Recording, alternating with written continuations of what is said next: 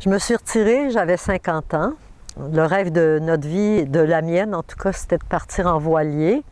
Mon compagnon avait 43 ans, j'en avais 50, ouais, c'est à peu près bien. Nous sommes partis en voilier pendant 8 ans. Moi, je me voyais faire ça pour le reste de ma vie.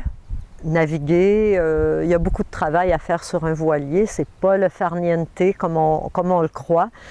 Et ce qui est arrivé, c'est que mon compagnon s'est rendu compte que justement cette vie de mécanique, de pêche, de plongée ne le satisfaisait pas. Lui avait encore besoin d'être en vie active. Alors, on a changé de cap. J'ai dû changer de cap. On a trouvé des façons de continuer à vivre ce rêve-là en gardant un voilier dans la Caraïbe maintenant. Tout ça pour dire que j'avais 50 ans à l'époque, mais j'avais commencé à penser, et mon compagnon également, quand il s'est retiré à 40 ans de l'armée, avait pensé bien comme il faut à ce que nous allions faire après. C'était de choisir un style de vie. Pour nous, le style de vie que nous avons choisi, c'était style sportif intellectuel, vivre sur l'eau, continuer à naviguer. On voulait faire le tour du monde, on a décidé de faire autrement, mais on a quand même, parce qu'on avait un plan, on a pu le garder.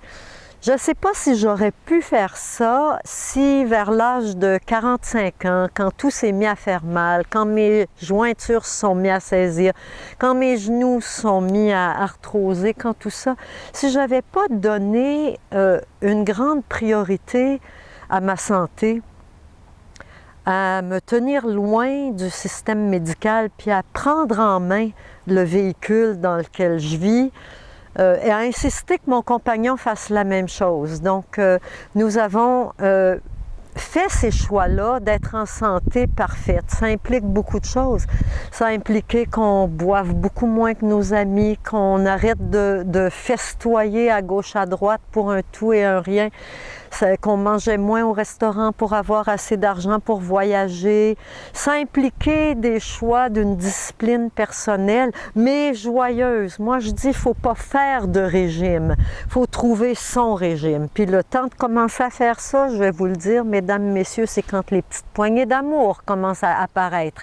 C'est à ce moment-là que si vous voulez pas vous préoccuper de votre corps à 60 ans, à 70 ans et plus avant, il faut le prendre en main vers la cinquantaine et même un petit peu avant. Donc, regardez un peu. Ça peut paraître, quand on parle de style de vie, ça peut paraître, oui, la vie des riches, des gens riches et célèbres, mais c'est pour tout le monde un style de vie. Ça sort pas d'un magazine, ça sort pas.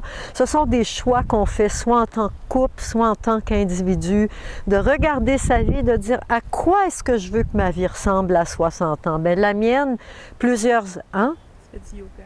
Je fais du yoga plusieurs heures en montagne. J'ai choisi 2 parcours pour mes 60 ans. Moi, j'ai choisi le bouddhisme tibétain et j'ai choisi le yoga. En plus, je suis à la montagne, je m'occupe de mon chien, j'ai un compagnon heureusement qui part beaucoup, donc j'ai l'occasion de faire toutes sortes de petites retraites, de me retrouver, de voir mes amis, mais tout ça juste assez pour que moi je puisse continuer à aller de l'avant, pour que moi je puisse continuer à bouger. Puis aussi, il faut penser à quel point on veut être disponible pour les autres, par exemple pour les petits-enfants. Si vous n'avez pas de projet de vie, messieurs, dames, vous allez vous retrouver à élever vos petits-enfants. Est-ce que c'est vraiment ce que vous voulez ou est-ce que vous voulez être des grands-parents qui gâtent et qui aiment leurs petits-enfants? C'est un pensez-y bien et on commence à y penser un peu plus tôt. Voilà. Merci, Aria. Bonne journée.